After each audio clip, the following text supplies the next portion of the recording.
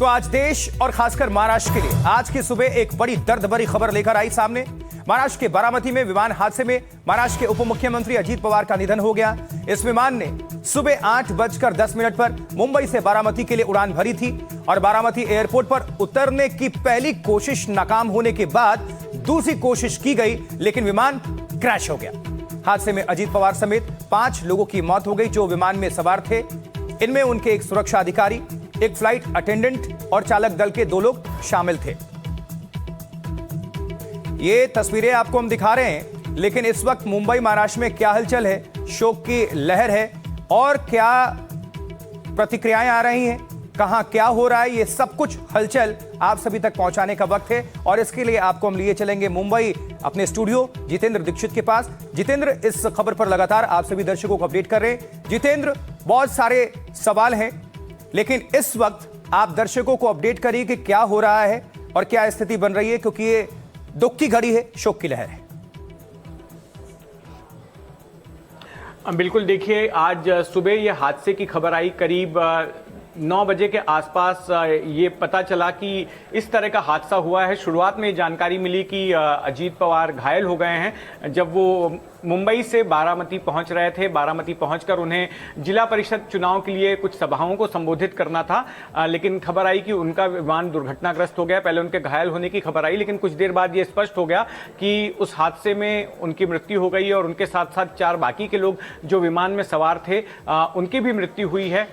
जब ये खबर फैली उसके बाद दिल्ली में चूंकि पार्लियामेंट का सेशन भी शुरू हुआ है, तो ऐसे में सुनेत्रा पवार जो उनकी पत्नी हैं और सुप्रिया सुले जो उनकी बहन हैं, जब उन्हें जानकारी मिली तो वो दिल्ली से रवाना हुई पुणे के लिए। पुणे के करीब ही बारामती है और फिर बाकी के भी राज्य के बड़े राजनेता एकनाथ शिंदे, उद्धव ठाकरे, राज ठाकरे, ये तमाम राजनेता भी अब निकल रहे हैं बारामती के लिए। बारामती ये पहुंचने वाले हैं और जो जानकारी है ताज़ा वो ये है कि कल 11 बजे विद्या प्रतिष्ठान जो बारामती सिटी में जो पवार परिवार का ही संस्थान है, उसके प्रतिष्ठान के ग्राउंड में अंतिम संस्कार होगा अजीत पवार का और पूरे राजकीय सम्मान के साथ में किया जाएगा। महाराष्ट्र में राजकीय शोक पहले ही घोषित कर दिया गया है।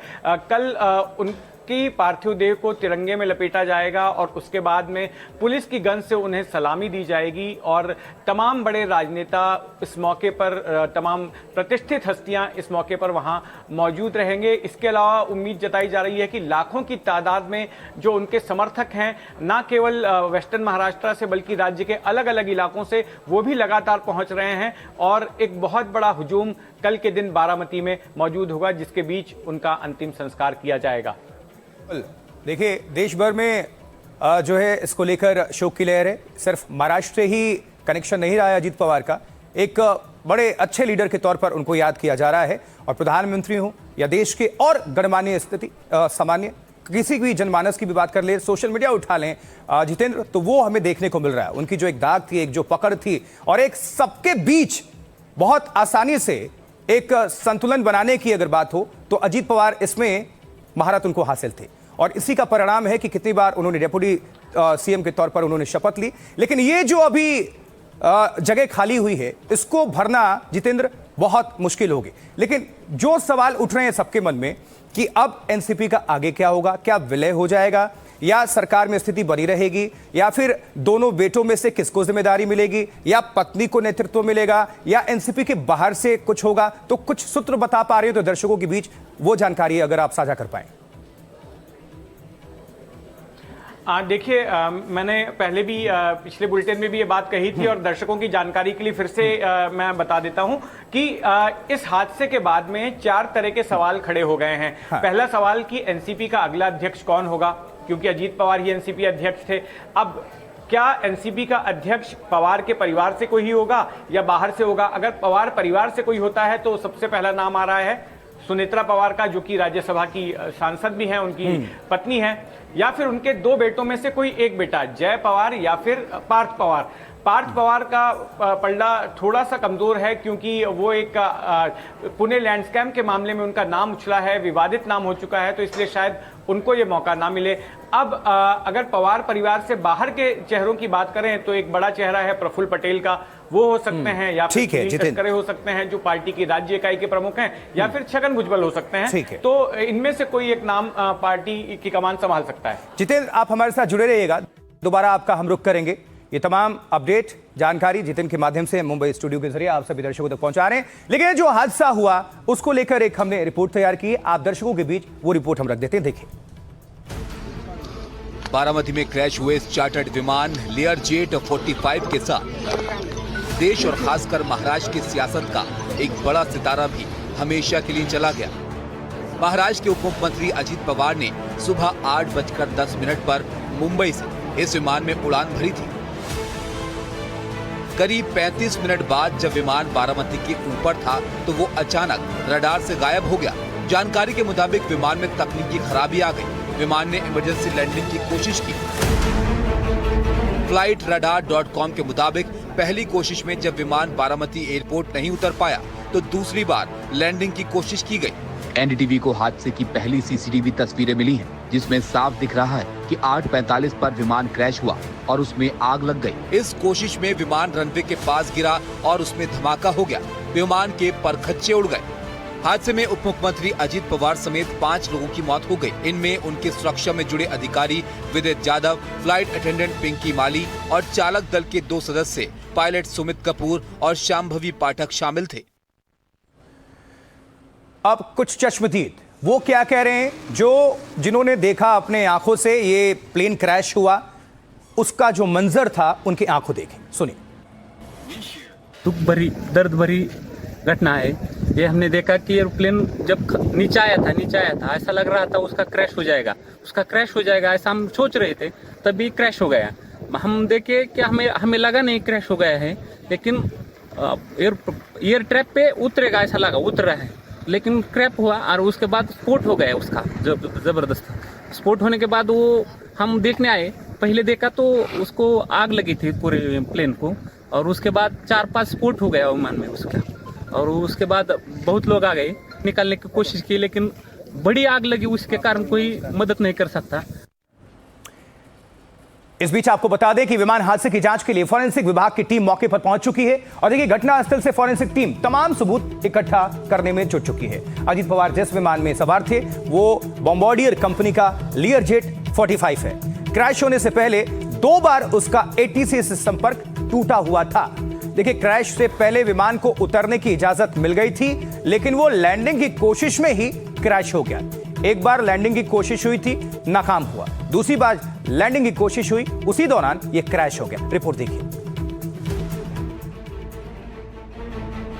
बॉम्बार्डियर कंपनी के लेयरजेट 45 विमान ने अजित पवार समेत 5 लोगों के साथ सुबह 8:10 पर जब मुंबई से उड़ान भरी तो सब कुछ सामान्य था।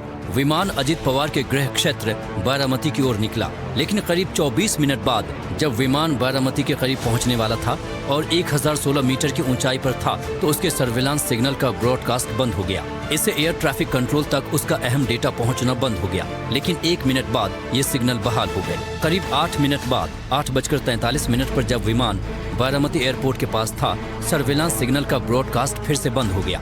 यही वो समय था जब अजित पवार का विमान एक गोल चक्कर लगाकर दूसरी बार लैंडिंग की कोशिश कर रहा था, लेकिन इसी कोशिश में वो क्रैश हो गया।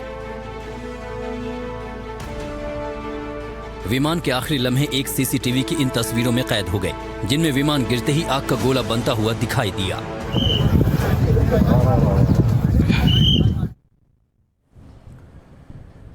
बारामती में हादसे की जगह से हमारे संवाददाता देवा राखुंडे ने एक रिपोर्ट भेजी है, उस पर नजर डालते हैं। महाराष्ट्र के उप मुख्यमंत्री अजित पवार का प्लेन आज सुबह क्रैश हो गया। जिस जगह प्लेन क्रैश हुआ उस जगह में हूँ, आप देख रहे हो, यही वो प्लेन है जहाँ गहरी खाड़ी में वो गिरा है और अभी भी इसमें जो भी कुछ आग है वो बुझाने की कोशिश की जा रही है। गोजुबावी नाम का गांव है, इस गांव की ट्रैक के बाजू में ही लगभग काफी नीचे यह प्लेन गिरा हुआ नजर आ रहा है। इस प्लेन में अजित पवार के साथ 5 लोग थे और इस सभी की इस हादसे में मौत हो चुकी है। आज अजित पवार बारामती का दौरा कर रहे थे। बारामती के जिला परिषद के चुनाव अभी लगे हैं और इस चुनाव के लिए अजित पवार आज प्रचार सभा लेने वाले थे, लोगों को संबोधन करने वाले थे। उससे पहले ही आज सुबह 8:50 पर ये हादसा हुआ। ये हादसा इतना भयानक था कि प्लेन के अंदर सभी लोग पूरी तरह से जल चुके थे। अजित पवार जी के हाथ में जो घड़ी थी उससे उनकी पहचान की गई है। अभी भी हम देख रहे हैं जो टूटा हुआ प्लेन यहाँ गिरा है, उसका इंजन जो है वो पूरी साइड पे गिरा है। बाकी अलग कुछ पार्ट है वो इधर उधर गिरे हैं, बाकी कुछ कागजात है वो सब इधर उधर गिरे हैं और अभी भी इसमें थोड़ी सी आग है, वो बुझाने की कोशिश अब यहाँ की जा रही है। देवा Rakhunde, India TV India, Baramati. और इस बीच नागरिक उड्डयन मंत्री राममोहन नायडू ने कहा है कि पहली नजर में विजिबिलिटी खराब होने को हादसे की वजह बताया जा रहा है, लेकिन कहा है कि अंतिम नतीजा जांच के बाद ही सामने आ पाएगा। उन्होंने बताया कि किस तरह विमान के साथ आखिरी समय क्या कुछ हुआ, सुनवाएंगे आपको। अभी जो एक्सीडेंट जो हुआ है उसका जो इन्वेस्टिगेशन उसको भी हमने शुरू कर दिया है। तुरंत डीजीसीए और एआईबी की टीम भी आई है और जो प्रिलिमिनरी इन्वेस्टिगेशन या प्रिलिमिनरी जो समाचार हमें मिला है उसमें इतनी जानकारी थी कि जब वो लैंड करना चाहते थे सुबह करीब 8:48 AM के आसपास, तो उस समय विजिबिलिटी थोड़ा पूर था उधर। और जब ATC बारामती से उनका जो कांटेक्ट हो रहा था फ्लाइट के लिए पायलट से, तो ATC वालों ने पूछा कि क्या रनवे साइट में है, तो उनके तरफ से आया कि रनवे साइट में अभी नहीं है। तो उसके बाद उन्होंने एक गो अराउंड भी किया। गो अराउंड करने के बाद फिर से एक बार कोशिश करी कि हमारे ATC से जो बारामती में जो FTO हैंडल्ड ATC है उनसे वार्तालाप चल रही थी। तो उस समय जब दोबारा लैंड करने आए तब भी उनसे पूछा गया था कि विजिबिलिटी है कि नहीं रनवे का। तो उसके बाद पहले तो उनका समाधान नहीं आया, फिर उसके बाद आया कि विजिबिलिटी है। तो लैंडिंग क्लियरेंस जैसी ATC ने दिया उसके बाद तुरंत देखा गया कि ये एक्सीडेंट हुआ है। बहुत दुखद घटना है, तो इसके ऊपर और जानकारी हमें मिलनी चाहिए। इन्वेस्टिगेशन पूरी तरह से ट्रांसपेरेंट और अकाउंटेबल वे में हम करेंगे। राममोहन नायडू, नागरिक उड्डयन मंत्री, उनको भी आप सुन रहे थे। और इस बीच आपको बता दें, जांच की मांग के बीच विमान हादसे के कारणों का पता लगाने के लिए उसके ब्लैक बॉक्स और कॉकपिट वॉइस रिकॉर्डर की जांच की जाएगी। विमान के उड़ने से पहले उसके मेंटेनेंस से जुड़े डेटा की भी जांच होगी, ताकि यह पता लगाया जा सके कि विमान उड़ान के लिए कितना फिट था। DGCA air accident investigation bureau जांच करेंगे। बॉम्बार्डियर कंपनी के लियरजेट 45 मॉडल विमान साथ पहले भी हादसे हो चुके हैं। सितंबर 2023 में इसी मॉडल का विमान मुंबई एयरपोर्ट पर क्रैश होते ही 2 टुकड़े में बट गया था। रिपोर्ट दिखाते हैं आपको। महाराष्ट्र के उप मुख्यमंत्री अजित पवार जिस विमान में सवार थे वो बॉम्बार्डियर कंपनी का लियरजेट 45 है, जो चार्टर्ड विमानों को ऑपरेट करने वाली कंपनी VSR एविएशन का था। VSR के मुताबिक विमान 100% सुरक्षित था और चालक दल काफी अनुभवी था। ऐसे में सवाल उठ रहे हैं कि विमान क्यों क्रैश हुआ। हादसे की पुख्ता वजहों को पता करने के लिए डीजीसीए विमान के ब्लैक बॉक्स और कॉकपिट वॉइस रिकॉर्डर की जांच करेगा। विमान के मेंटेनेंस डेटा की भी जांच होगी। ये भी पता किया जाएगा कि आखिरी समय में कॉकपिट में क्या बातचीत हुई। वैसे बॉम्बार्डियर कंपनी के इसी लियरजेट 45 मॉडल के ट्रैक रिकॉर्ड पर सवाल उठते रहे। 14 सितंबर 2023 में इसी मॉडल का एक और विमान विशाखापट्टनम से लौटते हुए मुंबई एयरपोर्ट पर बारिश और कोहरे के दौरान हादसे का शिकार हुआ था। तब रनवे पर क्रैश लैंड करते ही विमान की बॉडी 2 हिस्सों में टूट गई थी और उसमें आग लग गई थी, लेकिन समय रहते विमान में सवार सभी लोगों को बाहर निकाल लिया गया था। और इस बीच फॉरेंसिक टीम एक्टिव हो चुकी है। फॉरेंसिक विभाग की टीम मौके पर जाकर सबूत इकट्ठा करने का काम कर रही है और इस पर घटनास्थल से और जानकारी दे रहे हैं हमारे सहयोगी देवा राखुंडे। महाराष्ट्र के उप मुख्यमंत्री अजित पवार आज बारामती आ रहे थे। उसी समय सुबह 8:50 के समय उनकी प्लेन जो है वो क्रैश हो गई और बड़ा ब्लास्ट हो गया। जिस जगह ये प्लेन क्रैश हुई है वो वही जगह है, गोजुबावी नाम का ये गांव है। और इस साइड पे देखेंगे तो ये यहाँ का ट्रैक है और ट्रैक को छोड़ के लगभग 100 मीटर आगे 150 फुट खाड़ी में ये प्लेन जो है वो नीचे गिरी है, ब्लास्ट हुआ है। अभी आप यहाँ देख रहे हो जो फॉरेंसिक एक्सपर्ट टीम है जो महाराष्ट्र सरकार की यहाँ पहुंची है। वो टीम जो है वो देख रही है कि कैसे ये दुर्घटना हुई है, इसकी क्या वजह हो सकती है। ये एक्सपर्ट टीम जो है इस सब हादसे की जांच कर रही है। अभी हम दिखा सकते हैं कि यही प्लेन है जो लगभग 100 या 150 फुट नीचे गिरा हुआ है, और इस दुर्घटना में अजित पवार और उनके साथ जो भी थे वो सब 5 लोगों की मौत हुई है। अभी इस घटना के बाद इस जगह पे फॉरेंसिक टीम है वो दाखिल हुई है और आगे की जांच शुरू है। देवरा खुंडी, एनडीटीवी इंडिया, बारामती। और जिस कंपनी वीएसआर एविएशन का विमान क्रैश हुआ उसके डायरेक्टर वीके सिंह ने क्या कुछ कहा, आपको सुनवाते हैं, सुनिए जरा। उसमें ना तो आप थे ना मैं था, कोई नहीं था। वो पायलट का डिसीजन था। You know, he made an approach from runway 29, and then he carried out a missed approach. After which, again, he tried to make an attempt from runway 11. This is what I also have no contact with the pilots. They are not there. It is a very unfortunate incident. We are very sad. और इस हादसे के बाद महाराष्ट्र की सियासत में शोक की लहर है। पवार परिवार पर दुखों का पहाड़ टूट पड़ा है। पूरा पवार परिवार, महाराष्ट्र के मुख्यमंत्री, उप मुख्यमंत्री एकनाथ शिंदे और एनसीपी समेत तमाम राजनीतिक दलों के नेता बारामती पहुंचे हुए हैं। कई और नेताओं के पहुंचने का सिलसिला वहां पर जारी है। उनका पार्थिव शरीर विद्या प्रतिष्ठान में रखा गया है और कल सुबह राजकीय सम्मान के साथ अंतिम संस्कार होगा। रिपोर्ट दिखाते हैं आप। अजित पवार के निधन ने पूरे पवार परिवार को हिलाकर रख दिया है। हादसे के बाद उनके शोक संतप्त परिजन रोते बिलखते बारामती पहुंचते रहे। बारामती के जिस मेडिकल कॉलेज अस्पताल में पार्थिव शरीर रखा गया है वहां उनकी पत्नी सुनेत्रा, दोनों बेटे पार्थ और जय और चचेरी बहन सुप्रिया सुले पहुंची। अजित पवार के सियासी गुरु और उनके चाचा शरद पवार भी पहुंचे। अजित पवार के निधन ने सबको तोड़ कर रख दिया। एनसीपी नेता प्रफुल्ल पटेल समेत अजित पवार के साथ काम कर चुके कई नेताओं कार्यकर्ताओं का भी बारामती में तांता लग गया। एनसीपी कार्यकर्ताओं का रो रो कर बुरा हाल था। उनमें महिला कार्यकर्ता काफी तादाद में थी। अजित पवार के सम्मान में महाराष्ट्र में 28 से 30 जनवरी तक राजकीय शोक का ऐलान किया गया है। 28 जनवरी को महाराष्ट्र के सभी सरकारी दफ्तर बंद रहेंगे। उनका अंतिम संस्कार राजकीय सम्मान के साथ किया जाएगा।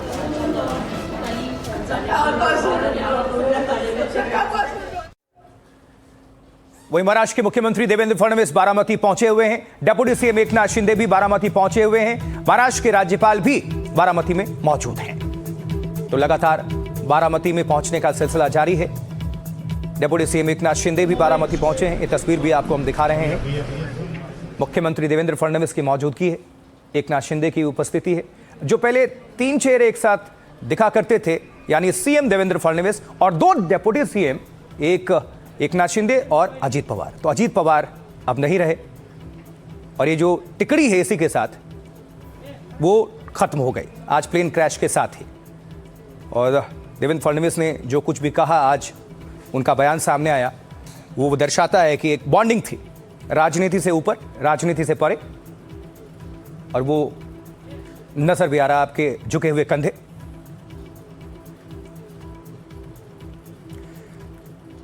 देखिए, अजीत पवार के निधन पर महाराष्ट्र से लेकर देश के तमाम राजनीतिक दलों के नेताओं ने दुख प्रकट किया है। आपको हम सुनवाते हैं किसने क्या कहा है, सुनिए। हम सभी के लिए इस प्रकार के जननेता को खोना एक अपरिमित इस प्रकार की हानि है। व्यक्तिगत मेरे लिए वो एक बहुत ही दमदार और दिलदार इस प्रकार के मित्र थे। आज महाराष्ट्र के लिए एक काला दिन कहूँ, एक दुर्भाग्यपूर्ण घटना कहूँ, एक दुखद घटना कहूँ। बहुत कर्मठ, अच्छा प्रशासक और विकास की दृष्टि रखने वाले ऐसे वो नेता थे। उनके जाने से बहुत बड़ा नुकसान हुआ है।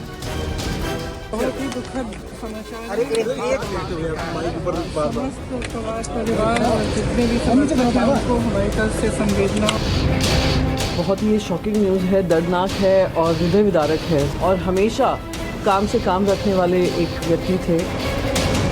बहुत ही दुखद खबर है, प्रभु उनकी रक्षा करे। तो शोक की लहर है, दुख की घड़ी है पूरे महाराष्ट्र में। एनसीपी के जो सपोर्टर्स हैं, अजीत पवार के सपोर्टर्स हैं, वो रोते हुए आपको नजर आ रहे हैं। समझा जा सकता है ये जो पल है उनके लिए बहुत मुश्किल है, ना सिर्फ परिवार के लिए। हमारे 2 संवाददाता इस वक्त मुंबई महाराष्ट्र जुड़ रहे हैं, सुजाता द्विवेदी और जितेंद्र दीक्षित। सुजाता, आपकी उपस्थिति इस वक्त कहां पे है क्या अभी आप बताना चाहेंगी? दर्शकों को अपडेट करिए और जो एक हिस्सा कुछ छूट रहा हो जो दर्शकों तक पहुंचनी चाहिए उसको भी रख दीजिए।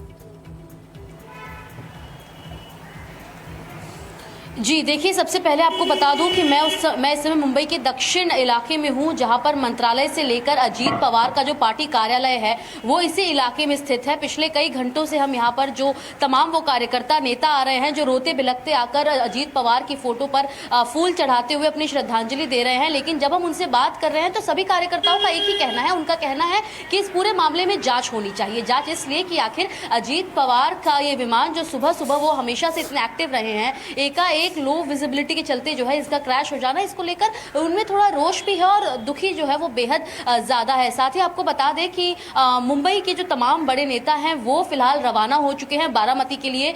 तमाम जो विपक्ष के बड़े नेता हैं उनके साथ ही बता दें कि मनसे के अध्यक्ष राज ठाकरे भी बारामती के लिए निकल चुके हैं। कल उनका अंतिम संस्कार जो है अजीत पवार का होना है। फिलहाल विद्या प्रतिष्ठान में उनके पार्थिव शरीर को रखा गया है जहां पर अंतिम दर्शन होने वाला है। इसी बीच आपको जो है ये भी जानकारी दे दें कि मुंबई में हर जगह पर अजीत पवार के जो कार्यकर्ता हैं उन्होंने जो है एक कुछ सभाएं बुलाई हैं। इन सभाओं में वो एक साथ आकर जो है अजीत पवार को अपनी श्रद्धांजलि दे रहे हैं। ये एक बहुत बड़े लॉस के तौर पर भी देखा जा रहा है, एक ऐसी क्षति जो शायद कभी पूरी नहीं होगी, खासतौर पर अजीत पवार के उन लॉयल कार्यकर्ताओं के लिए। जब हमने उनके कार्यकर्ताओं से बात की तो उनका कहना है कि वो एक ऐसे नेता थे जो अपने हर एक करीबी को उसके नाम से जानते थे, अपने कार्यकर्ताओं से वो रोज सुबह मिलते थे। आज सुबह भी वो 4 सभाएं करने जा रहे थे जिला परिषद के चुनाव से पहले। तो कहीं ना कहीं आपने अंतिम समय तक अजीत पवार जो है वो काम करने की जो उनकी एनर्जी थी उसके साथ ही चल रहे थे। हालांकि नियति को कुछ और ही मंजूर था और जिसके चलते आज वो हमारे बीच नहीं है। सुजाता, आप हमारे साथ बने रहिएगा, दोबारा आपका रुख करेंगे। अब हम रुख करेंगे जितेंद्र। देखिए, राजनीति ये कड़वी सच्चाई है कि जब निधन किसी का होता है तो एक तरफ अंतिम प्रक्रिया चल रही होती है, क्रियाक्रम, सब रिचुअल्स अपनी जगह पर हैं, लेकिन कुर्सी का जो खेल है वो बहुत कष्टदायी भी है और उसी बीच सब कुछ चलता भी रहता है। तो अब कुर्सी पर कौन और क्या इनसाइड स्टोरी, क्योंकि निगाह सबकी रहती है, राजनीति में ये सबको सामना करना पड़ता है। तो इनसाइड स्टोरी क्या है इस वक्त, क्या चल रहा है, किसकी दावेदारी, कौन और आगे, कौन अपना दावा मजबूत, या फिर कोई सरप्राइजिंग नेम भी हो सकता है? देखिए, अजीत पवार का इस तरह से अचानक जाना जो है वाकई में दुखद तो है, लेकिन अब इसके साथ साथ सवाल भी खड़ा हो गया है कि अब उनकी जगह पर पार्टी कौन चलाएगा। तो इस बात को लेकर चर्चा शुरू हो गई है और कुछ सवाल भी खड़े हो गए हैं जिनके जवाब हमें लगता है कि 3 से 4 दिनों में मिलेंगे। एक सवाल ये खड़ा हुआ है कि उनकी जगह पर अब क्या पवार परिवार से ही कोई नया एनसीपी अध्यक्ष होगा या पवार परिवार के बाहर से कोई होगा। अगर पवार परिवार से किसी को चुना जाना है तो क्या वो सुनेत्रा पवार होंगी जो उनकी पत्नी है, या फिर उनके जो 2 बेटे हैं जय पवार या फिर पार्थ पवार, उनमें से कोई एक हो सकता है। यहाँ पर अगर बेटों में से किसी को चुनना है तो जय पवार के चांस ज्यादा लगते हैं, क्योंकि पार्थ पवार हाल में विवादों में फंस गए जब पुणे लैंडस्केप मामले में उनका नाम आया। अगर पवार परिवार के बाहर से किसी को चुना जाता है तो 2-3 नाम सामने आते हैं। एक प्रफुल्ल पटेल जो बहुत ही वरिष्ठ नेता हैं पार्टी के, उनका नाम है। फिर इसके बाद सुनील तटकरे जो पार्टी की राज्य इकाई के प्रमुख हैं, और साथ में छगन भुजबल जो कि एक बड़े कद के नेता एनसीपी में रहे हैं। तो इनमें से कोई एक हो सकता है।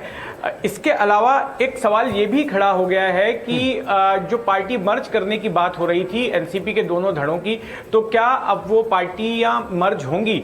क्योंकि इस संभावना को इसलिए भी बल मिल रहा था क्योंकि हाल के वक्त में जब महानगर पालिका के चुनाव का कैंपेन चल रहा था तो उस दौरान अजीत पवार और सुप्रिया सुले दोनों की ओर से बयानों के माध्यम से ऐसे संकेत दिए गए थे कि आने वाले वक्त में दोनों पार्टियां एक साथ आ सकती हैं। और इस बात को इस वजह से भी मिला, उनके सपोर्टर्स मान रहे हैं कि उनकी भरपाई तो नहीं हो सकती, अजीत पवार की भरपाई तो नहीं हो सकती, लेकिन फिर भी उनका सरल होना, किसी भी अपने सपोर्टर से कभी भी बात कर लेना, मिल लेना, पहुंच जाना, सुबह 6 बजे भी अपॉइंटमेंट दे देना, ये अपने आप में उनको थोड़ा अलग रखता था। तो किस तरह से आपने भी तमाम उनसे मुलाकात की, इंटरव्यू भी किया है, तो क्या वो एक फैक्टर है जो अभी आप दर्शकों के बीच रखना चाहेंगे? जी हाँ, बिल्कुल। देखिए, मैंने अजीत पवार की राजनीति को काफी करीब से देखा है और मैं 1999 से मैं अजीत पवार को टीवी के लिए कवर करते रहा हूं और अजीत पवार की इमेज महाराष्ट्र की सियासत में एक अच्छे एडमिनिस्ट्रेटर की, एक अच्छे प्रशासक की रही है कि वो बहुत जल्दी फैसला लेते हैं और डिसीजन मेकिंग के लिए वो जाने जाते रहे हैं और प्रशासन में, ब्यूरोक्रेट्स में उनकी एक धमक रही है और वो एक ऐसे राजनेता माने जाते रहे हैं कि जिनको ब्यूरोक्रेट्स आसानी से जो है बरगला नहीं सकते। वो काफी शार्प माइंडेड पॉलिटिशियन माने जाते रहे हैं। जब भी उनको जो भी मंत्रालय दिया गया हो तो वहां पर वो इंश्योर करते थे कि उसका परफॉर्मेंस अच्छा रहा है, बेहतरीन रहा है। दूसरा कि वो एक अनुशासन प्रिय राजनेता माने जाते रहे हैं। उनका दिन सुबह 7 बजे से शुरू हो जाता था, वो चाहे मुंबई में रहें या फिर बारामती में रहें, उनके घर के बाहर सुबह 7 बजे से कतारें लगनी शुरू हो जाती थी, जिसमें उनके पार्टी के कार्यकर्ता होते थे। कोई अपनी समस्या लेकर आता था, किसी को कुछ काम करवाना होता था तो वो उनकी सुनते थे और ज्यादातर लोगों को नाम से जानते थे। ये उनकी बड़ी खूबी थी। ये खूबी शरद पवार में भी है। इसके अलावा एक और मेरा प्रश्न है मेरा, पावर सेंटर बारामती को माना जाता है हमेशा से मुंबई महाराष्ट्र के लिए। जितेंद्र, अगर शरद पवार से लोग उम्मीद करते थे कि शरद पवार के पास पहुंचिए कोई अगर समस्या हो तो, चाहे वो पॉलिटिकल ना हो, आम जनता की भी बात कर रहे हैं, और अगर वो विकल्प नहीं होता था तो दूसरा विकल्प खुलता था कि अजीत पवार के दरवाजे चलते हैं। अब अजीत पवार चूंकि रहे नहीं, तो आप किस तरह से देखते हैं, कितना ये क्षति है सिर्फ एनसीपी के लिए, शरद पवार के लिए, या किस तरह से आप देख रहे हैं इस चीज को वहां पर? देखिए, ये बात आपकी बिल्कुल सही है।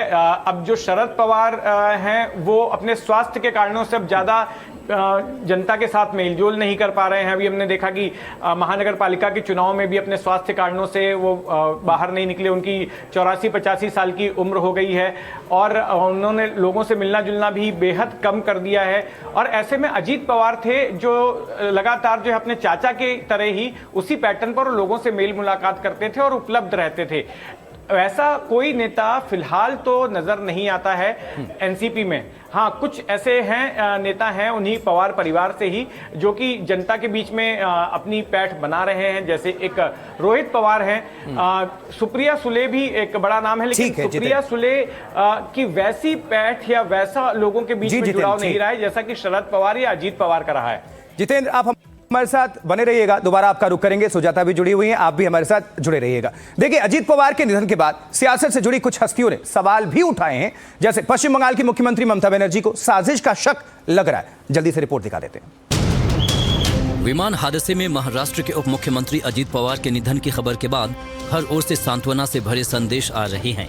सियासी नेता भी इस पर दुख जता रहे हैं। इसी बीच कुछ नेताओं ने हादसे के पीछे साजिश की आशंका जताई है। इनमें पश्चिम बंगाल की मुख्यमंत्री ममता बनर्जी भी शामिल हैं।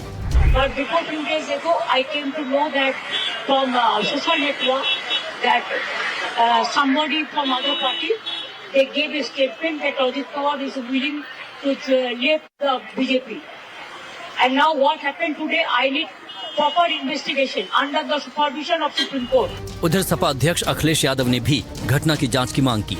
ऐसी जांच हो जिससे निष्पक्ष पता लगे कि आखिरकार घटना किस वजह से होती, यानी बड़ी घटना महाराष्ट्र की है और इसकी जांच निश्चित रूप से होनी चाहिए। उधर एमएनएस अध्यक्ष राज ठाकरे ने हादसे पर दुख जताते हुए लिखा कि राजनीति में कीमत चुकानी पड़ती है और मैं समझ सकता हूं कि अजीत पवार को कितनी कीमत चुकानी पड़ी होगी।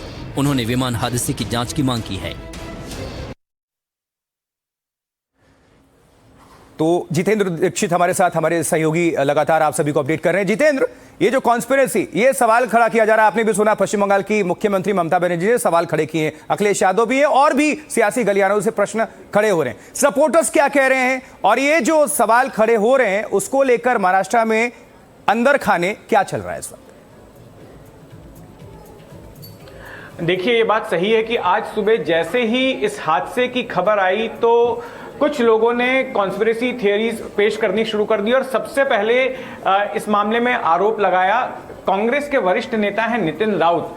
नागपुर में वो रहते हैं और महाराष्ट्र सरकार में पूर्व मंत्री भी रह चुके हैं और उन्होंने सबसे पहले यह आरोप लगाया कि ये साजिश हो सकती है अजीत पवार की हत्या की, ये कोई हादसा नहीं है, हादसे की शक्ल देने की कोशिश है और इस मामले की जांच की जानी चाहिए साजिश के एंगल से। सबसे पहले उन्होंने ये बात कही, उसके बाद में अखिलेश यादव की ओर से ये बात कही गई और अब हम देख रहे हैं कि ममता बनर्जी भी यही बात कह रही हैं। इनको शक है कि ये कोई साजिश हो सकती है। मल्लिकार्जुन खड़गे ने भी कुछ ऐसा ही इशारा किया था, उन्हें भी लग रहा है कि मामला कुछ और हो सकता है। लेकिन जो प्राथमिक जानकारी है उसके आधार पर, हालांकि पुख्ता जांच में ही सब कुछ सामने आएगा, लेकिन प्राथमिक जानकारी के आधार पर मौसम की वजह से, विजिबिलिटी लो होने की वजह से यह हादसे का मामला लग रहा है।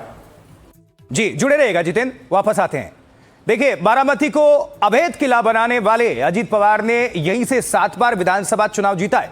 अलग अलग कार्यकाल में 6 बार महाराष्ट्र के डेप्यूटी सीएम रहे हैं, लेकिन ये सब हासिल करते करते वो चाचा शरद पवार से दूर हो गए थे और अब करीब आने की कोशिश ही हो रही थी, तब तक प्लेन क्रैश, अचानक से उनका निधन। रिपोर्ट। चाचा शरद पवार की उंगली पकड़कर सियासत सीखने वाले अजीत उस दिन बहुत सुर्खियों में रहे जब 23 नवंबर 2019 की सुबह चाचा से बगावत कर बीजेपी से गठबंधन कर महाराष्ट्र के डिप्टी सीएम बन गए। इसी कदम की वजह से आगे चलकर चाचा भतीजा की राहें अलग हुई। 2023 में एनसीपी 2 धड़ों में बंट गई और अजीत महायुति के सबसे मजबूत सहयोगी बन गए। महाराष्ट्र की सियासत का पावर सेंटर माने जाने वाले अजीत 6 बार महाराष्ट्र के उप मुख्यमंत्री बने। 2 बार पृथ्वीराज चौहान के कार्यकाल में, 1 बार उद्धव ठाकरे के कार्यकाल में, 1 बार एकनाथ शिंदे के कार्यकाल में और 2 बार देवेंद्र फडणवीस के कार्यकाल में। 2025 विधानसभा चुनाव में उन्होंने अपने भतीजे योगेंद्र पवार को करारी शिकस्त दी। हालांकि 2026 के स्थानीय चुनाव में चाचा भतीजे नजदीकी का बड़ा संकेत भी दे चुके हैं।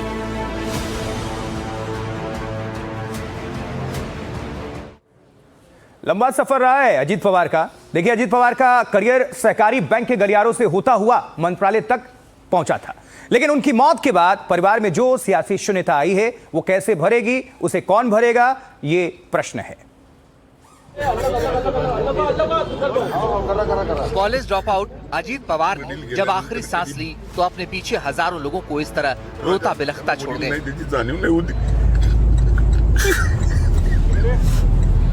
अजीत पवार बारामती की गलियों से लेकर मुंबई के सियासी गलियारे और सत्ता के शिखर तक यूं ही नहीं पहुंचे थे।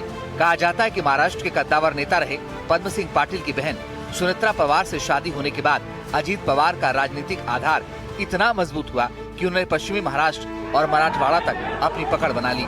लेकिन उनकी असमय मौत ने परिवार से लेकर महाराष्ट्र के सभी सियासी समीकरण तितर बितर कर दिया है। ऐसे में कई तरह के कयास लगाए जा रहे हैं। हो सकता है कि एक बार फिर चाचा भतीजा की एनसीपी का विलय हो जाए। हालांकि बारामती की सांसद खुद सुप्रिया सुले हैं, लेकिन अजीत की पत्नी सुनेत्रा बारामती की विरासत संभाल सकती हैं। अजीत के बड़े बेटे पार्थ पवार पहले ही चुनावी राजनीति में कदम रख चुके हैं। ऐसे में उन पर विरासत संभालने का दबाव बन सकता है। छोटे बेटे जय पवार व्यवसाय से जुड़े हैं। जिस बारामती को अजीत पवार ने महाराष्ट्र की राजनीति में अपना अभेद किला बना दिया था, वहीं पर उनके साथ ये दुखद हादसा हो गया। अजीत के जाने के बाद उनकी पार्टी का भविष्य क्या होगा, महायुति के साथ बैलेंस कैसे होगा, ये कुछ सवालात हैं जिनका जवाब भविष्य में जरूर तलाशा जाएगा। अजीत पवार के निधन के बाद महाराष्ट्र की राजनीति में शक्ति संतुलन पूरी तरह बदलने वाला है। महायुति सरकार और बारामती के भविष्य को लेकर तरह तरह के कयास लगने लगे हैं। अजीत के जाने के बाद महायुति में बीजेपी सबसे प्रभावशाली हो सकती है। फैसलों पर बीजेपी की पकड़ मजबूत होगी। अजीत गुट के विधायकों को एकजुट रखना चुनौती होगी। कुछ विधायक शरद पवार के पास घर वापसी कर सकते हैं और कुछ विधायक बीजेपी में भी जा सकते हैं। खुद डिप्टी सीएम एकनाथ शिंदे के लिए ये कठिन समय है। वो अब बीजेपी के साथ सीधे मोल भाव करने में दबाव महसूस कर सकते हैं। 2026 के स्थानीय निकाय चुनाव के नतीजों और अजीत दादा के निधन ने बारामती की तस्वीर भी बदल दी है। अजीत के निधन से बारामती में सहानुभूति की लहर है। ऐसे में उनकी विरासत बचाने के लिए बारामती की जनता फिर से पवार परिवार के इर्द गिर्द लामबंद हो सकती है। ये सीधी तस्वीरें आपको हम दिखा रहे हैं। ये देखिए, तमाम जो कार्यकर्ता हैं, सपोर्टर्स, पार्टी के हो या फिर आम जनता, उनके पहुंचने का सिलसिला लगातार जारी है।